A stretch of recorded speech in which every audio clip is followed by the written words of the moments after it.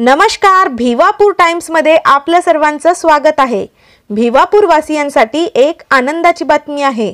अनेक वर्षापासून आपण वाट पाहत असलेली नागपूर नागभीड मार्गावरील रेल्वे लवकरच आपल्या सेवेत येणार आहे। नागपूर नागभीड मार्गावरील शकुंतला एक्सप्रेस ही गाडी बंद झाल्यापासून अनेकांनी भिवापुरातून नागपूर नागभीड मार्गावर रेल्वेचा प्रवास केलेला नाही।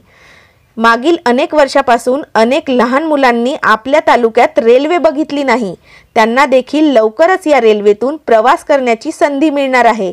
या रेल्वेची नुकतीच उमरेड येथे ट्रायल घेण्यात आली, त्यामुळे भिवापूर वासियांची असणारी प्रतीक्षा लवकरच संपणार आहे। मग लवकरच आता लहान मुलांना झुकझुक गाडीने आपल्या मामाच्या गावाला जाता येणार आहे।